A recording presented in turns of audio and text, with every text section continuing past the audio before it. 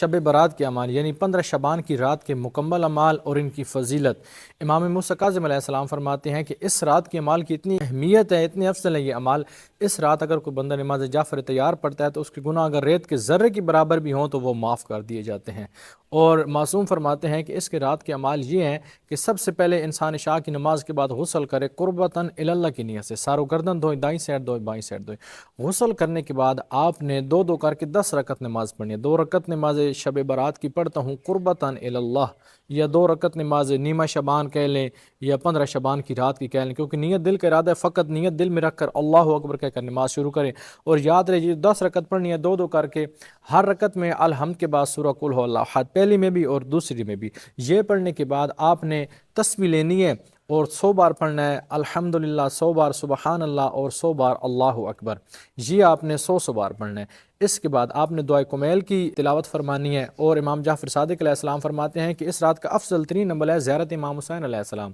یعنی رات میں کسی وقت بھی زیارت امام حسین علیہ السلام پڑھیں، قبلہ رخ سے تھوڑی دائیں جانب مڑ کے انگلی کے اشارے سے کھلے آسمان کے نیچے زیارت امام حسین علیہ السلام پڑھیں۔ اس کے بعد آپ نے 2 رکعت نماز ہدیہ زیارت امام حسین علیہ السلام پڑھنی ہے۔ اور نماز جعفر تیار پڑھنے کا طریقہ کار صبح کی طرح، جیسے اگر کوئی بند 2 طریقے ہیں، ایک طریقہ یہ ہے کہ صبح کی جیسے 2 رکعت پڑھتے ہیں، 2 رکعت نماز جعفر تیار پڑھتا ہوں قربتاً اللہ، ایسے 2 رکعت 2 کر کے 4 رکعت پڑھیں۔ 4 رکعت پڑھنے کے بعد آپ 300 مرتبہ تسبیحات اربع پڑھیں، سبحان اللہ والحمدللہ ولا الہ الا اللہ واللہ اکبر، ایک یہ طریقہ ہے۔ دوسرا یہ ہے نیت کریں 2 رکعت کی سورہ الحمد اور دوسری سورہ پڑھنے کے بعد آپ نے 15 بار تسبیحات اربع پڑھنی ہے۔ اس کے بعد رکوع میں جائیں، رکوع والا ذکر پڑھنے کے بعد پھر 10 بار تسبیحات اربع پڑھیں، پھر کھڑے ہوں، پھر کھڑے ہو کر 10 بار تسبیحات اربع پڑھیں، پھر سجدے میں جائیں، پھر 10 بار تسبیحات اربع پڑھیں ذکر پڑھنے کے بعد، پھر اٹھ کر بیٹھیں، پھر تسبیحات اربع 10 بار پڑھیں، پھر سجدے میں جائیں، پھر 10 بار تسبیحات اربع پڑھیں، پھر اٹھ کر بیٹھیں، پھر 10 بار تسبیحات اربع پڑھیں، پھر کھڑے ہو جائیں۔ ایسے یہ 1 رکعت پڑھی ہے، دوسری رکعت بھی ایک، یعنی 1 رکعت میں 75 مرتبہ آپ نے